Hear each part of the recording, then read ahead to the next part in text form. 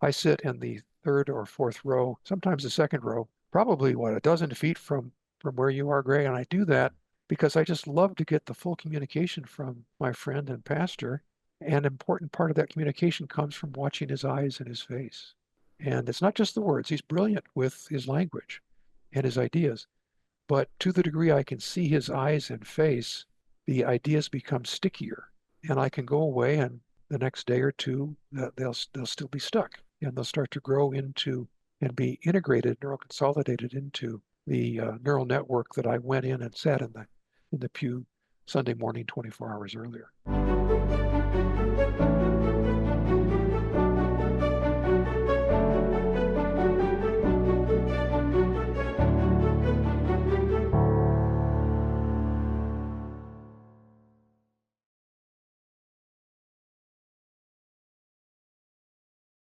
Yeah, I'm really excited to have this conversation and to unfold what neuroscience can bring to our experience of worship, particularly I think from the perspective of those who are participating in worship, not solely from the perspective of the worship leaders. So, Len, I thought it would be good to start with two things, and we can take them with whichever order we want, but maybe just a little bit about ourselves that's relevant for this discussion, and then also a little bit about how we see worship. Like, what is worship, and what do we mean by this term? So, do you want to kick it off? Sure.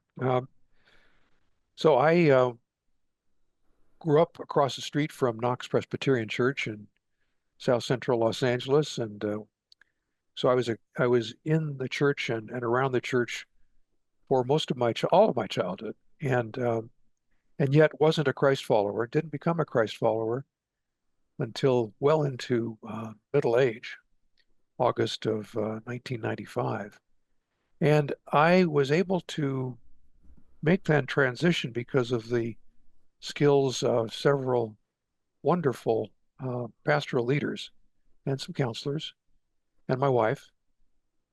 Um, and so this is a real personal interest of mine to help pastors really do the best they can with the Great Commission, because I'm one of the beneficiaries of that. And I also think that more broadly, the country and the world needs more of what pastors are responsible for doing and also are the front line and capable of doing. So anything I can do to bring my knowledge of neuroscience to the fore and help it be useful to pastors' work, I'm really delighted to have the opportunity to do and humbled, really. My background in neuroscience starts in 1970. Started working with teenagers with brain injuries at Rancho Los Amigos Hospital in Downey, California. I continued that work for more than a decade and started teaching in medical schools in 1975 and continued as an academic in medicine until, well, for about 35, 40 years. And after I retired from academic medicine, I had an adjunct position at Covenant Theological Seminary for 7 years, teaching in the counseling program. In the counseling classes, most of the people were going into a counseling track, but we had chaplains and pastors who were really interested in what they could learn to become better at what they do. And as I was describing what I had learned to become a better counselor that had to do with neuroscience, I saw them really wanting to participate and learn. And so I think there's a natural fit between what we're going to talk about today and what we would describe as clinical neuroscience. How do you do a better job engaging with your clients, with your students, with other folks, family members, for example, using neuroscience from a Christian perspective? And that's the part of the real wonderful delight I've had in moving out to Chico to be able to be around Greg. I was actually stalking Greg many years ago when he got the first grant that I knew about to develop a scientific curriculum, a neuroscience curriculum for for churches. He never returned my calls, so we were forced to move from St. Louis to Chico, and I had to sign up at Bidwell Press, and then he was willing to meet me, and it's gone from there. See, it's a church growth strategy. Yeah, well, it's been so great to collaborate with you, and in a few hours from this conversation, we'll be leading a class at the church on hope in Paul's writings and how that connects with neuroscience. So it's really exciting to see all the ways these can connect these two disciplines, if there are only two, meaning theology, pastoral work, and neuroscience. I'll tell you a little bit about how I come to this, and then how I see worship. I think one of the most important things is I also didn't come to faith from the cradle, as it were. I grew up in a home that was a home of what today we would call nuns, meaning not religiously affiliating. I grew up in the Silicon Valley. I went to UC Berkeley, and I became a Christian. And the reason I put that out there is often it sounds like a punchline. And besides that, it forms the way that I come to this topic, because I was immediately put into an environment in which I needed to bring the kind of learning that I had up to that point with my faith in Christ. And so I've been fascinated ever since with how do we bring the best of scientific thinking to Christian faith. And so often that science is brought as something that's negative toward Christian faith, or even an acid of faith. But actually the opposite is often what I find, and especially in collaborating with people like you, Len, is how much we can learn. So currently I'm a pastor. I have 3 different hats I wear. One of them is I'm a pastor part-time at Bidwell Presbyterian Church. I'm involved in the worship services and adult discipleship classes, and in pastoral care, and I've been a pastor as an ordained pastor since 1996. I also teach at California State University, Chico, and most specifically for this particular webinar, I'm involved in leading, being part of the leadership team of Science for the Church, and we bring the resources of science to Christian congregations. So that's a particular interest. And one of the things that I thought would be really helpful is to just define what I'm conceiving of by the word worship. So oftentimes we think of worship as the worship gathering or the worship service. And nothing wrong with that. I think that's a really important part of what it means to worship. But worship really, more broadly, is, first of all, giving God the honor and worth, as it were, that is due to God's name alone. And I think that's the first aspect of worship. It's so well phrased in the prayer of St. Augustine, in the Confessions. Lord, you have made us for yourself, and our hearts are restless until they find rest in you.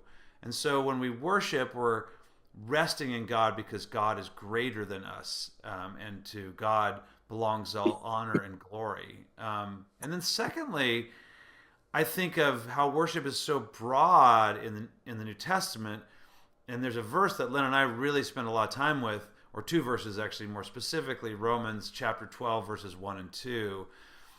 Therefore, my brothers and sisters, present your bodies a living sacrifice, holy and acceptable to God, which is your spiritual or logical form of worship, a rational form of worship. That's the key word.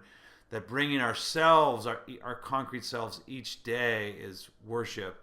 And don't be conformed, don't be squeezed into a mold by this age, but be transformed by the renewing of your minds. And I suspect, Len, you and I will get into this, but that's a really powerful verse from the scripture describing what we understand today as neuroplasticity, that we can literally have our brains be remade by the Spirit of God, and also through the activities that and practices we do in the Christian church, our minds are being renewed.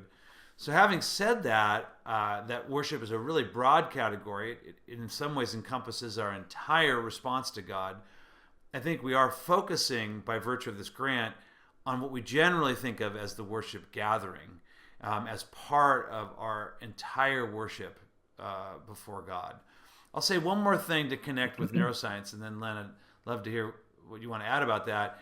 And that is, the question might be, well, if worship is a theological value and practice, why worry about the insights of what happens, in our brain? If you want to speak about that, just that particular aspect of brain science, why worry about that? And I think the answer is that if God is going to speak to us and move in our lives, it's probably going to be through the brains that He created for us, and through more widely conceived a neuroscientific view of who we are. So it really helps us to see what neuroscience brings, because it helps us understand more about what it is to worship and what it means to lead in worship. And I'd like to extend the Romans 12, 1 and 2 to the end of that sentence, to test and approve what God's will is for your life, His good, pleasing, and perfect will. And the reason that's so important to me personally, of course, but as a Christian counselor, I became a Christian counselor literally halfway through my 50 plus year career.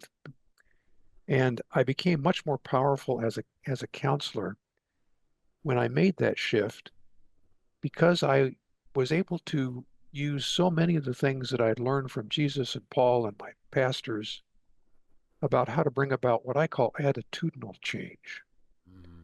And so in our discussion today, Greg, I really like to help pastors who are leading flocks, large and small, to say, okay, my Great Commission work is facilitated by my improved ability to bring about attitudinal change. Mm. Because when people are in the office with me as a clinician, they've had a concussion or a stroke or something like that, life isn't going very well. You don't come in to have a party with your counselor, you come in because you're hurting. And much of the benefit I can bring is to help them bring about an attitudinal change. Oh, And that's just, that's what I do. And I think pastors, if you'll take a look at that, especially young pastors, what Greg and I are going to talk about today is bringing about attitudinal change in the people that are watching you at the pulpit or behind the lectern or just even in a conversation. And the attitudinal change brings you in alignment, thinking of the old idea of attitude, which is not just an interpersonal sort of thing or an intra-psychic sort of thing. Attitude has to do with your relationship with reality. An airplane has a particular attitude, and it's up or down, right or left. I think that metaphor also sticks with me, and I would imagine with all of you, in terms of our attitude towards Jesus, up, down, right or left, or right forward the way we need to be, testing and proving what God's will is for our lives. Yeah. Well, maybe you could speak to that a little bit more, the neuroscience behind attitudinal change and what we're seeking to do when we are involved in worship. Mm-hmm. And I also want to just put out there, in 15 or 20 minutes, we will be taking your questions either verbally or in the chat. So if you want to begin to formulate questions and put them into the chat, please feel free to do that.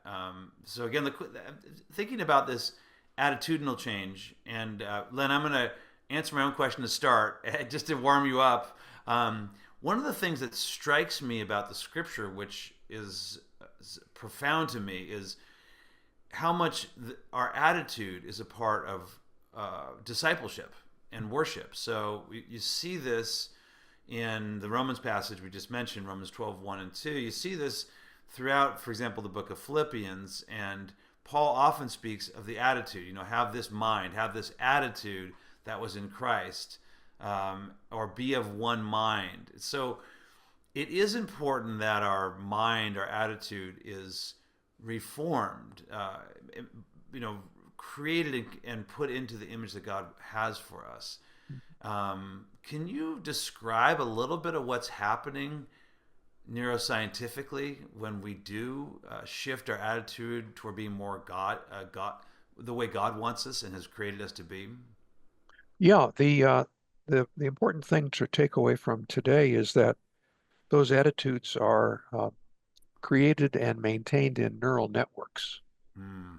And a neural network expands across the covering of your brain, your cerebral cortex, but it also goes down into what's called the limbic system, which is below the cerebral cortex.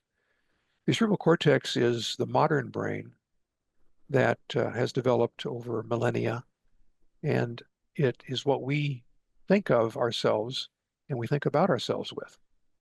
But it really is all filtered through the limbic system. All of the sensory inputs to your otherwise blind brain and deaf brain come through your neural networks that start beneath the cerebral cortex in the limbic system. So attitudes are strongly influenced by beliefs and strongly influenced by uh, prejudices, the old idea of prejudging things. And that's not bad. Um, we want to have stable people, and so beliefs that are stable are important.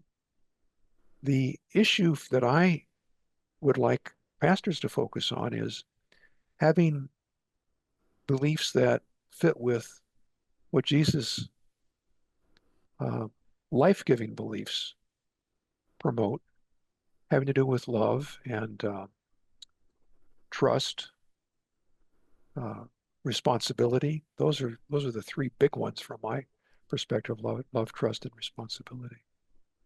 So if we can think about neural networks as something that you've got in your brain, and you're addressing the people who are listening to you with you're addressing their neural networks, how do you get your neural networks to communicate with their neural networks? And there are two things that we can talk about today that are really crucial. The first is a simple idea that has profound influence on your success as a pastor and my success as a counselor: attention span.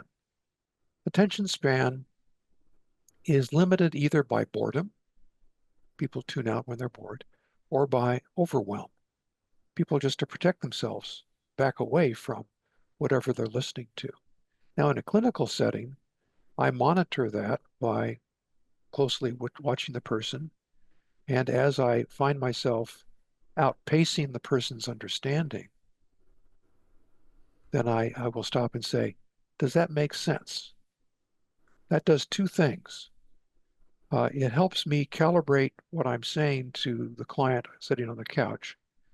Another thing that it does that's really important for pastors to pay attention to, that they don't pay enough attention to, in my experience, is allowing the neural network that has been stimulated to go through a process of what's called neuroconsolidation.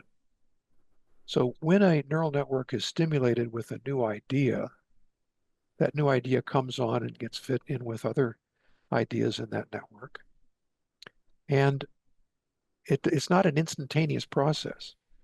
It's to the degree that it's a challenging new idea, it's a process that takes a long time. But even if it just takes a minute or two, it's really important for the pastor to stop and allow that person to have that information be consolidated. And we're actually talking about a biological process. You cannot escape your biology, and you cannot escape your listener's biology. Their neurobiology sets the stage for understanding, but it doesn't accomplish understanding unless you allow the person to go through a process of neuroconsolidation. And that is something that takes place with a little bit of time and some repetition.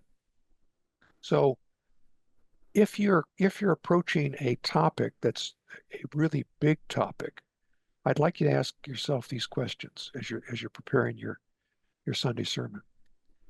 Each of the big topics that you're going to be presenting: how sophisticated is it? How culturally radical is it? How complicated is it? Those three things: sophistication, culturally radical, complicated. That'll give you some idea of how much cognitive challenge you're going to be presenting to the people who are listening to you. And the cognitive challenge you're presenting to them, you need to be calibrated to. And you know, you're not going to mind read them but you've been a person in the pews too, and you've got a sense of what the demands are on the person in the pew's cognitive abilities. So, reflecting on those ideas, sophisticated, culturally radical, complicated, is going to give you some idea about how sticky you want to make the mean points of your message.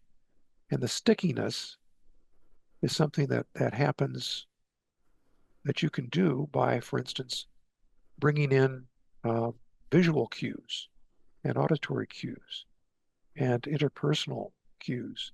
And a lot of it comes from how people see you responding to the material that you're presenting. Greg and I have talked about this a lot. I sit in the third or fourth row, sometimes the second row, probably what, a dozen feet from where you are, Greg. And I do that because I just love to get the full communication from my friend and pastor. An important part of that communication comes from watching his eyes and his face. And it's not just the words. He's brilliant with his language and his ideas. But to the degree I can see his eyes and face, the ideas become stickier. And I can go away and the next day or two, they'll still be stuck.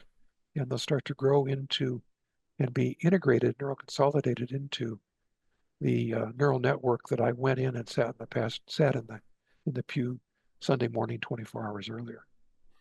Well, Len, you've been really helpful for me as a pastor, and particularly we're now focusing on preaching in the worship service, worship gathering, with the things that you've mentioned. Let me reflect just a little bit on that from the other side, as it were, and what I've learned. And I'll just put in one other additional point that you've said is you're a proponent of having the pastor's face projected if one has a projection unit. Because for people back, if there's in the sanctuary farther away from the stage or the chancel, they can't see the face as well. And it's about the communication event. Is it okay if I wanted to reflect on a couple of the things internally that you really helped me with? One is that you've really helped me to slow down in my speech. And this also, learning about the biology of neuroscience has helped me to recognize that when I'm up speaking, I am adrenalized, and my mind is moving really fast. So that puts me, first of all, at a disadvantage to communication effectively because I'm moving faster than my congregation often is moving with their brain for a variety of reasons. So I have to learn to slow down, which gives space for people to neuroconsolidate and to attitudinally begin to shift or to reconsolidate where they are attitudinally. In other words, they may have come frustrated, but most of the time when they're in worship, they realize, let's say, experiencing the peace of God is really important, and they've lived into that in their life. That's what I mean by returning to something. But then secondly, I recognize that as I speak, I've already had this material in my head by virtue of preparation for a long, long time, but the congregation hasn't. So it doesn't sound complicated to me when it could be complicated for the person that I'm communicating to. And so what I've learned to do, a couple of things I've learned to do is, as I said, slow down. And it's a kind of a counterintuitive move. You actually get more information and experience and emotion communicated if you slow down. It would seem like it'd be the opposite. And then the second is to think of my sermon in terms of spaces and notes. So as you might tell from my left shoulder, I'm a drummer, and in drumming, what makes a great drummer is the spaces and the notes. Bad drummers only want notes. They want to show you how many things they can do at once. A good drummer creates space, especially if that person's playing in a band. And my point here is a sermon for me is like I think of it like I think as a drummer. I think, where have I had a complicated, dense idea, concept, experience, scriptural interpretation, or whatever, that I then need to just create some space and some time to reflect on. And Here's where I really fit in story and or illustration. Now I think story and illustration are slightly different. Illustration is a way of literally illustrating a point, whereas story has its own narrative arc, which is a little bit more subtle than illustrating purely a point. In any event, it shifts that experience of my listener to say, uh, "Hey, I can. My brain's feeling a little bit more relaxed. It's not working as hard with the cognitive discourse. It's having a moment to have a little more pause." And so, as a drummer, again, that to me creates a rhythm in a communication event that is helpful, and it's something I've learned from talking with you, Len, and also studying with some other cognitive scientists and neuroscientists. I'll make one more point because I'm sure you have some additional elements you can add.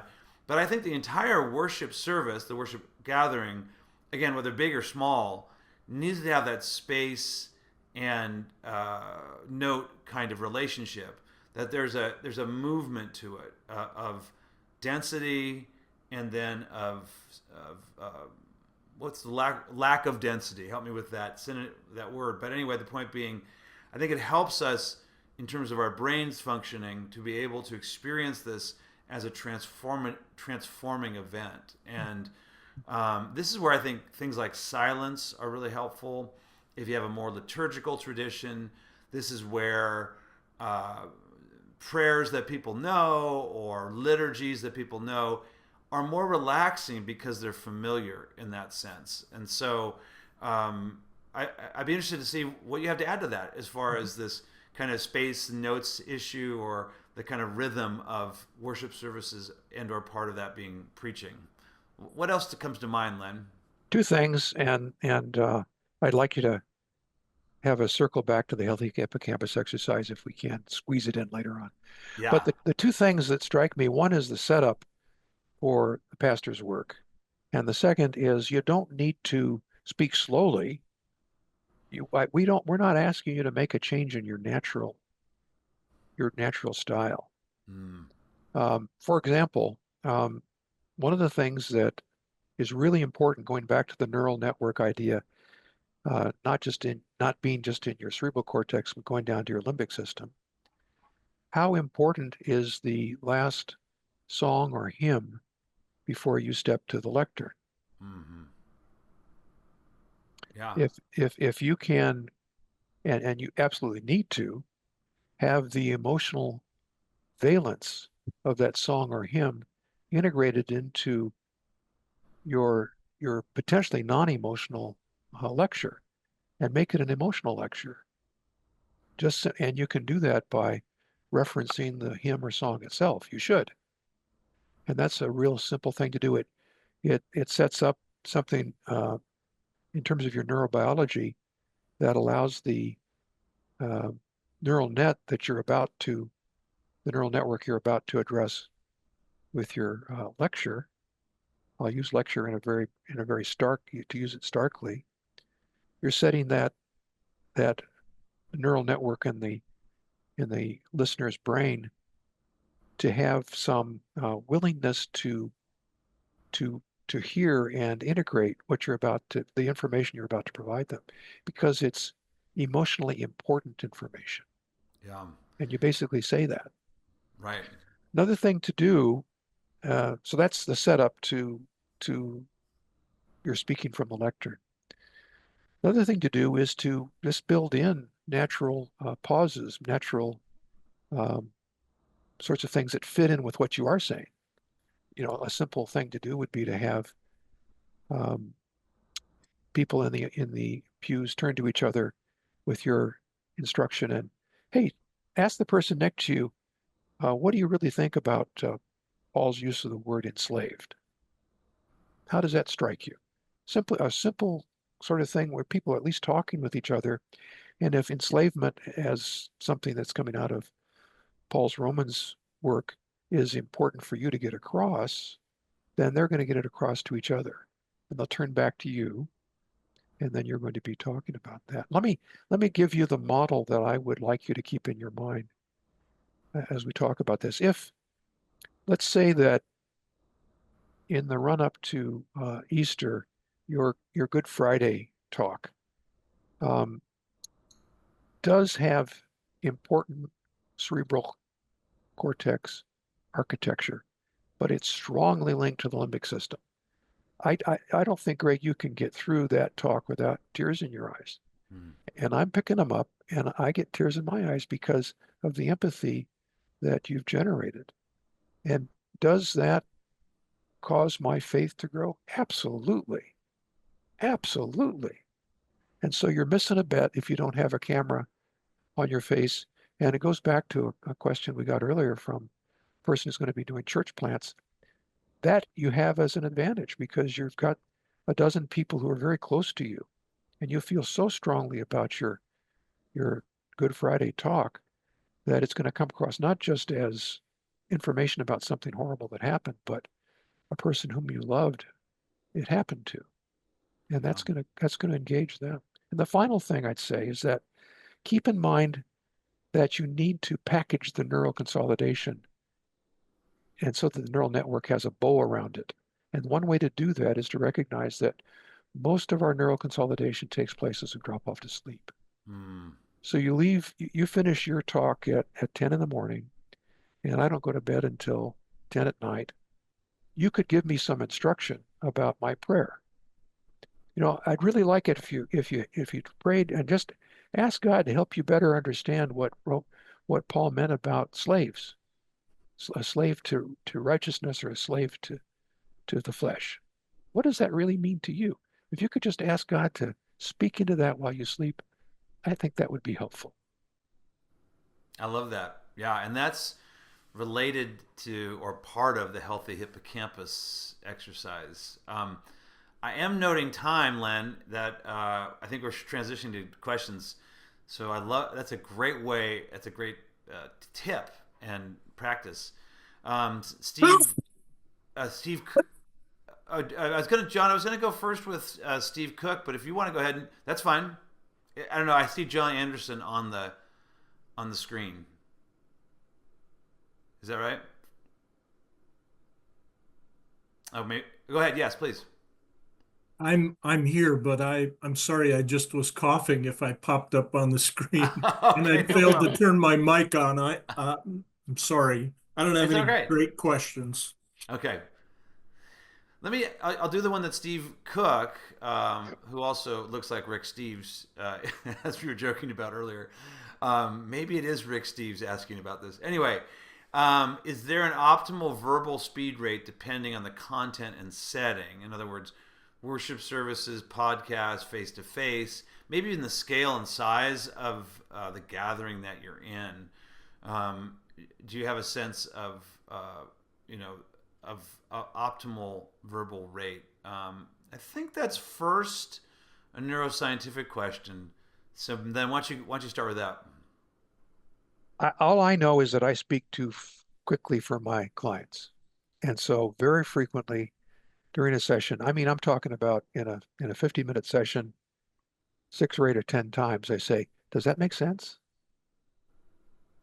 Now, I can also, I mean, you can just keep that in mind. You and both of your colleague pastors speak fast enough that it would be really important to take a pause, not slow down your speech, but allow some pauses to the next point. And you could even say, now, does that make it? I hope I'm making sense. Mm-hmm.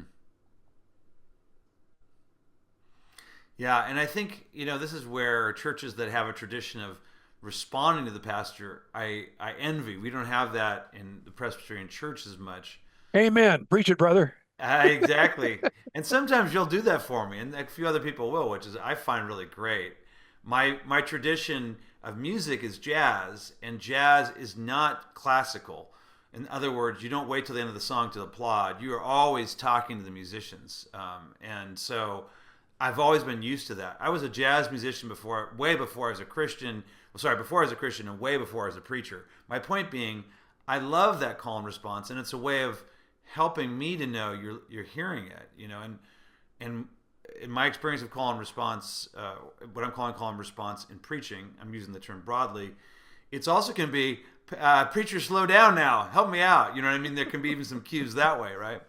Um, what I look for is, as a pastor, is what is what is the facial content that I'm looking at tell me about how I'm doing, and also noise is very important to me. There's a certain sound that I've gotten attuned to, which means people are listening or people that aren't listening or people are bored, and I could go into detail on that, but my point being, it seems like part of what we do as a group is to also consolidate the way our brains are working. And one of the speech coach that I worked with has told me that one of the things that happens with a great storyteller is the neural networks of the listeners begin to mirror the neural networks of the storyteller, and that's why, I mean, when you hear a great story, if you can do this, think about how your brain feels, how your mind feels, and you'll find yourself feeling like you're being carried along with a stream, which is different from the highly abstract language that often happens in lectures and stuff. So my point being, I think that's another aspect of the rate of speed is, do you sense, do you see, do you perceive that your congregation is with you, is it tracking? And that has been a helpful way for me to moderate my speed. Steve Cook puts in the chat that he's leading our team with this Calvin University grant we have on worship and science, or science and worship, that we're wrestling as a team with some ways to get a clear sense of worthwhile variable outcomes to employ when studying science and worship. So also, how do we measure this if we were to bring science into worship, it being the effectiveness? And the effectiveness would be, in my opinion, going back to that initial sense of what worship is, giving ourselves to God, giving God glory, and finding in that a transformation that creates us to be more and more like Christ. I want to encourage anybody who wants to ask a question verbally or put something in the chat. I'll just let you know, Len and I can talk forever, so we'll probably keep talking and interacting afterward. But if you want to ask a question, please do. I want to chime in and ask one if no one else is jumping forward. So, Len, you talked a little bit about music before the sermon. My church tends to do a hymn right after the sermon, sometimes almost immediately. And we tend to do more kind of contemplative music at the beginning and the end of the service. Based on some of the neuroscience you're talking about, should we begin to rethink that? Should the more contemplative music be after the sermon so that some of that processing and consolidation can happen? Or is it good to have the hymn that typically is tied to the themes of the sermon to kind of reinforce them in a different format? What would be your recommendation on thinking about how to, you talked about it on the front end. Is there a way that music or whatever's next in the liturgy should be structured after a sermon? Yeah, I think the reflection that you have after a sermon is important. So people actually consider that to be part of their experience with you. And you can call it out, and it can be a prayer that has built into it some reflection. It can be something that somebody's playing on an instrument that allows people to just sit and listen to their breathing, that sort of thing. I think that's a wise thing to do. Can I add Yeah. one thing that, unless Drew, you want to do a follow up, add one example of what you're talking about? Go ahead. I don't have a follow up. So as part of the worship grant, we have our team, one of our worship leaders and music leaders is part of that team. And this wasn't specifically done as part of the science element, but it relates, I think, to the neuroscience insights we're having. And it's this, that Rachel, who is our music leader, when she was hearing about the sermon that I did last Sunday, and I was telling her that one of my colleagues in pastoral ministry, Jeff Smith, will often end his sermon by literally leading the song, people right into a song. And so she got really excited about this idea and wrote a song, really more of a chorus that related to the theme of the day. And I can just say, as someone who's a worshiper, that that was really powerful because it felt to me, to use Len's language, of it was a neural consolidation moment. You know, we're leaning in. The theme was humility. That we were leaning into humility and really understanding how humility is embodied and then I think put it literally embodied in us, right? Put into our bodies, or yeah. The one of the cognitive scientists that I've talked with about the cognitive science of worship has also indicated that singing is really important for creating community. And when we sing together, when we, move together, that really helps reinforce that we're doing this as a church, as a community of worship. So I think that's another pickup that happened when these two were really were closely aligned. Yeah, that song impacted me that way, Greg. It was wonderful. Yeah, I mean, it's just it was a really amazing piece. All right, I'm just pausing in case anybody wants to put something in the chat We or have Yeah, I don't want to.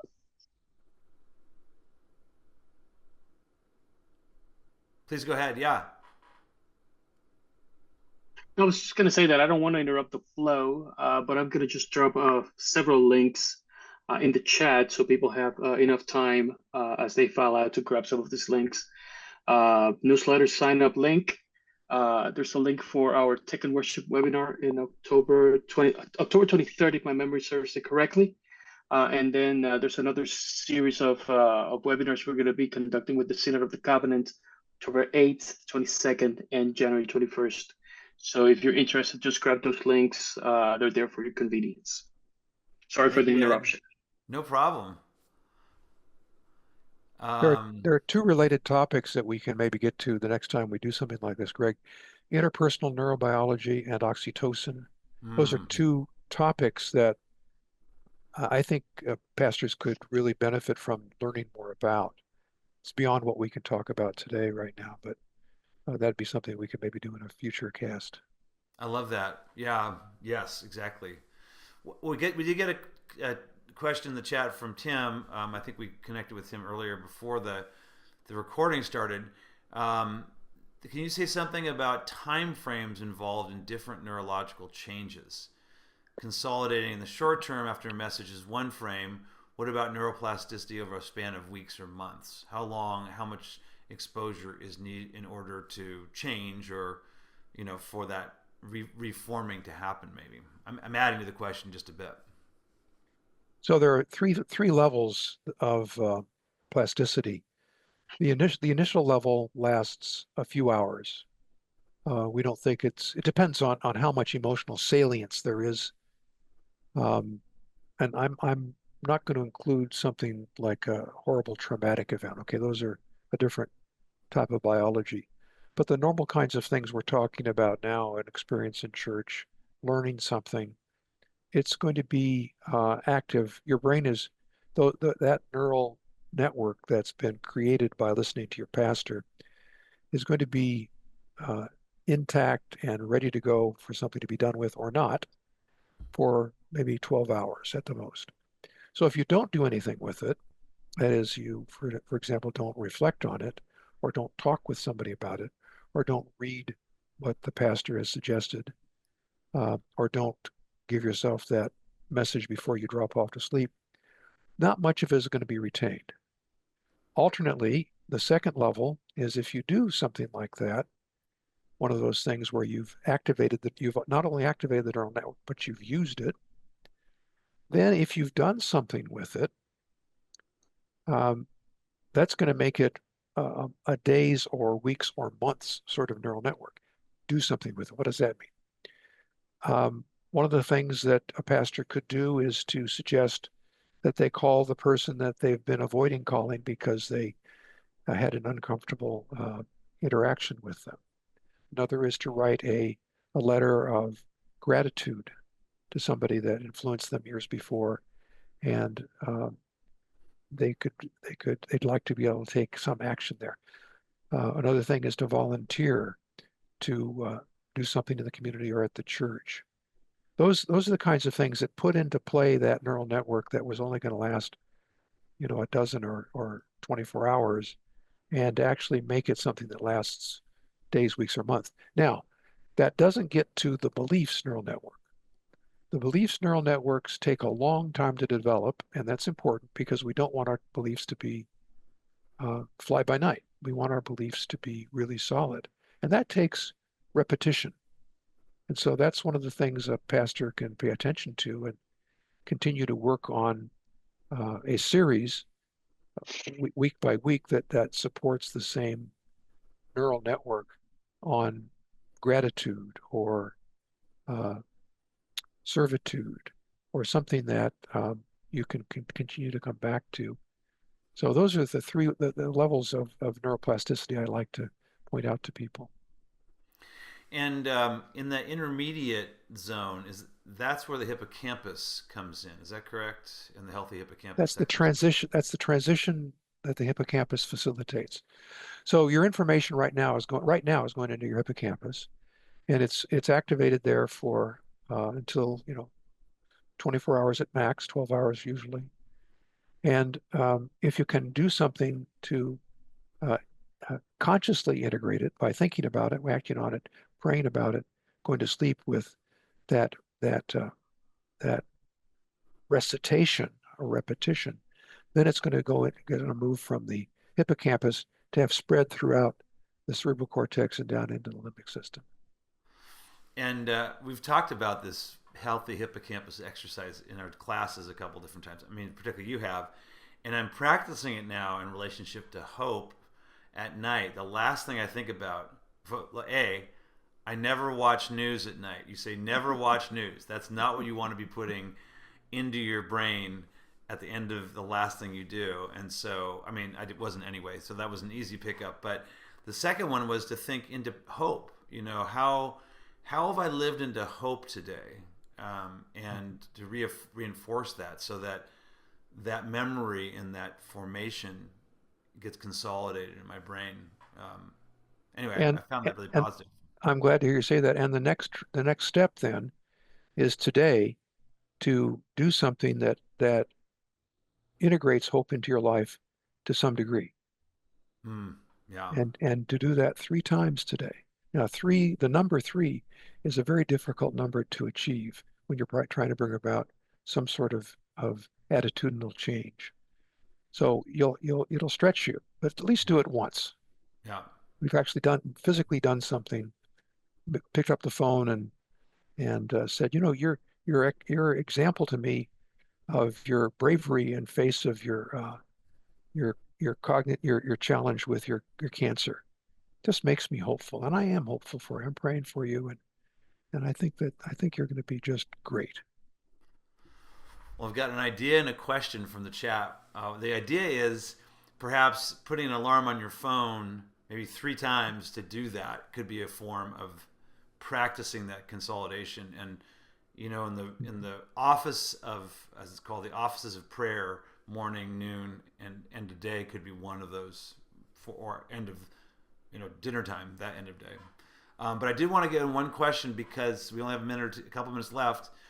And this is, can you address a little bit more about how we are neurologically affected by various aspects of worship, Holy Communion, sharing of the peace, singing old favorite hymns versus new hymns? So to what degree, I think it's things that we know and are part of the ritual of worship. How does that work neurologically? So all of our learning takes place when we have a sense of safety and security. And those are icons of safety and security. The communion is the best icon that I can think of. And when I take communion, I sit down with the elements, and I can actually envision Jesus speaking to me and using my birth name, Leonard. And it's just a powerful experience emotionally to me. And it just helps me have the confidence that he's actually with me and in my life, and I certainly welcome that.